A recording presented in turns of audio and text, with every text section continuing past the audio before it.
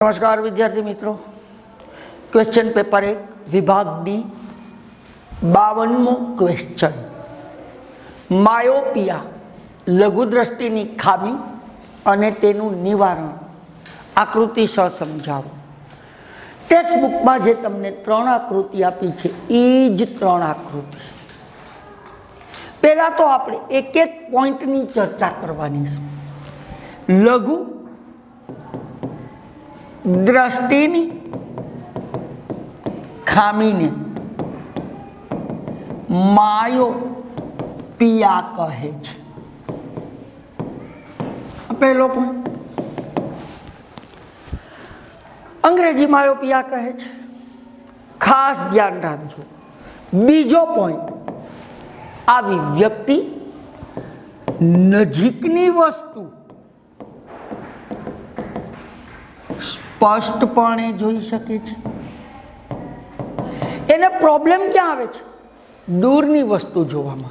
GeM के तमे bench पर बैठा हो तो बोर्ड परनुं लखाण तमे स्पष्ट रीते वांची न शकता, तो दूरनी वस्तु तमे न जोई शकता स्पष्टपणे। आ नजीकनी वस्तु पुस्तक वाँचो छो तो स्पष्टपणे जोई शको छो। आम नजीकनी वस्तु स्पष्टपणे जोई शके छे, परंतु दूरनी वस्तु ई लोको स्पष्टपणे जोई शकता नथी। एक एक पॉइंट याद रखजो। पहला पॉइंट पर तमे ए कीधुं लघुदृष्टिनी खामीने मायोपिया कहे छे। बीजा पॉइंट में ए कीधुं के आ खामी धरावती व्यक्ति नजीकनी वस्तु स्पष्टपणे जोई शके छे, परंतु दूरनी वस्तु स्पष्टपणे जोई शके। शुं थाय छे तमने ख्याल छे? आंखनुं दूरबिंदु अनंत अंतरे होय छे, એટલે કે આપણી આંખ દૂરની વસ્તુ સ્પષ્ટપણે જોવા માટે સક્ષમ છે। તો હેતુલક્ષીપણામાં ખ્યાલ હોવો જોઈએ કે આપણી આંખનું દૂરબિંદુ ક્યાં હોય છે, તો તમારો જવાબ હોવો જોઈએ અનંત અંતરે।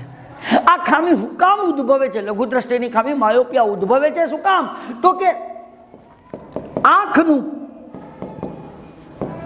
દૂરબિંદુ ખરેખર ક્યાં હોવું જોઈએ?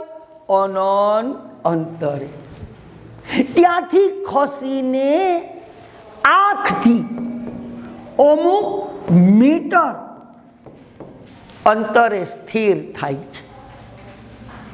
जे दूरबिंदु अनंत अंतरे होवुं जोईए एनी बदले आंखथी अमुक मीटरना अंतरे स्थिर थाय छे। यानी कि दूरबिंदु नजीक आवी गयो अनंत अंतरथी, એટલે હવે તમને ત્યાં સુધીની વસ્તુ જ સ્પષ્ટપણે દેખાય દૂરબિંદુ સુધીની। એનાથી જો કોઈ વસ્તુ દૂર હશે તો તમે એને સ્પષ્ટ રૂપે જોઈ શકતા નથી। અમુક મીટર અંતરે સ્થિર થાય છે। એટલે પહેલી આકૃતિમાં જુઓ, આ દૂરબિંદુ અનંત અંતરેથી અહીં આવી ગયું। હવે અહીંથી જે કિરણો આવશે એ નેત્રપટલ પર પ્રતિબિંબ રચે છે, એટલે આના અંતર સુધીની વસ્તુ તમે સ્પષ્ટપણે જોઈ શકો છો। પણ જો દૂરની વસ્તુ આ ખરેખર દૂરબિંદુ અનંત અંતર જેમ કે ગ્રહો તારાઓમાંથી આ પ્રકાશના કિરણો આવે છે, તો એ પ્રકાશના કિરણો નેત્રપટલ પર કેન્દ્રિત થતા નથી, પરંતુ નેત્રપટલની આગળ કેન્દ્રિત થાય છે। એનો મતલબ એમ થયો કે નેક્સ્ટ પોઈન્ટમાં તમે શું કહેશો? તો કે પ્રકાશના કિરણો ક્યાં કેન્દ્રિત થાય છે? નેત્રપટલની આગળ કેન્દ્રિત થાય છે,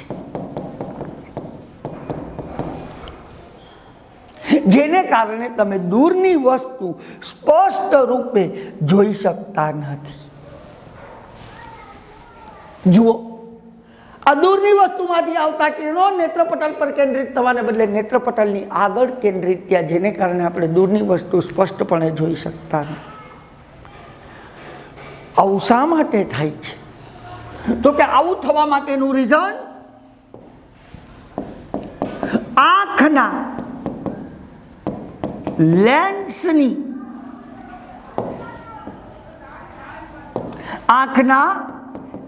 લેન્સની વક્રતા એટલે કે જાડાઈમાં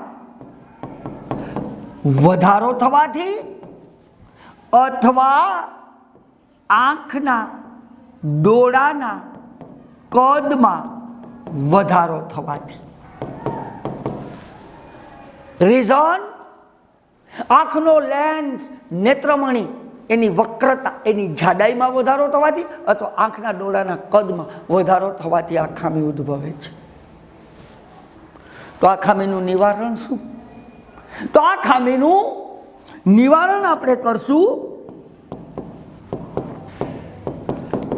અંતર્ગોળ લેન્સના ચશ્મા દ્વારા આ ખામી નિવારી શકાય છે. અંતર્ગોળ લેન્સ. હવે વિચારો, દૂરની વસ્તુમાંથી કિરણો આવી રહ્યા છે, તો તમને ખબર છે ઉપરની આકૃતિમાં જુઓ, દૂરની વસ્તુમાંથી આવતા કિરણો કઈ જગ્યાએ કેન્દ્રિત થાય છે? નેત્રપટલની આગળ કેન્દ્રિત થાય છે, જેને કારણે વસ્તુ સ્પષ્ટ રૂપે જોઈ શકાતી નથી. પણ અંતર્ગોળ લેન્સ શું કરશે? તમને એ ખબર છે કે ક્યાં સુધીની વસ્તુ તમને સ્પષ્ટ રૂપે જોઈ શકાય છે. તો કે આપણે જોઈએ આકૃતિ પહેલી. આ પહેલી આકૃતિ, દૂરબિંદુ અહીંયા સ્થિર થયું તો તમે જો અહીં સુધીની વસ્તુ સ્પષ્ટપણે દેખાય છે. અંતર્ગોળ લેન્સ શું કરે છે મિત્રો?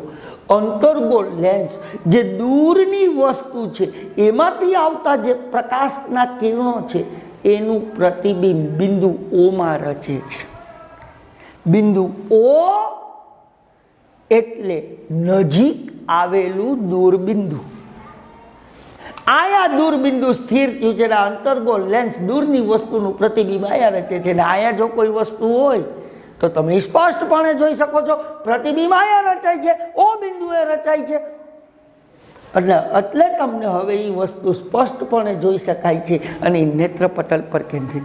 તો નિવારણ કઈ રીતે કરવાનું? અંતર્ગોળ લેન્સના ચશ્માનો ઉપયોગ કરવાથી આ ખામીનું નિવારણ કરી શકાય છે. તો 4 માર્ક રોકડા થયા. શું કીધું તમે આમાં? પહેલા લઘુ દ્રષ્ટિની ખામીને શું કહે છે? માયોપિયા કહે છે. બીજો પોઈન્ટ શું આમાં જોવા મળે છે?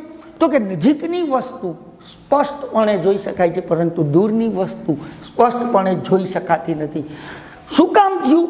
તો કે આંખનું દૂરબિંદુ અનંત અંતરેથી આંખથી અમુક મીટર અંતરે સ્થિર થાય છે. તેથી પ્રકાશના કિરણો, દૂરની વસ્તુમાંથી આવતા પ્રકાશના કિરણો કઈ જગ્યાએ? નેત્રપટલ પર કેન્દ્રિત થવાને બદલે નેત્રપટલની આગળના ભાગમાં કેન્દ્રિત થાય છે. તેથી દૂરની વસ્તુ સ્પષ્ટપણે જોઈ શકાતી નથી. આવું થયું શું કામ? તો કે આંખના લેન્સની વક્રતામાં વધારો થવાથી અથવા આંખના ડોળાના કદમાં વધારો થવાથી આ ખામી ઉદ્ભવે છે. તો એનું નિવારણ કઈ રીતે કરશો? અંતર્ગોળ લેન્સના ચશ્મા દ્વારા આ ખામીનું નિવારણ કરી શકાય છે. આટલું વર્ણન 3 આકૃતિ મિત્રો અને પ્રશ્ન પૂરો. 4 માર્ક મફતના લેવાના છે. યાદ રાખજો, લઘુ દ્રષ્ટિની ખામી અને ગૃહ દ્રષ્ટિની ખામી તમને ક્યાંક ને ક્યાંક માર્ક આપીને જશે. કાં 2 અલગ અલગ ટૂંકણ સ્વરૂપે પૂછાશે અને કાં તો તફાવતના સ્વરૂપમાં પૂછાશે. પણ કાંઈક તો આંખમાંની ખામીમાંથી તમને કાંઈક પૂછાશે. આભાર વિદ્યાર્થી મિત્રો.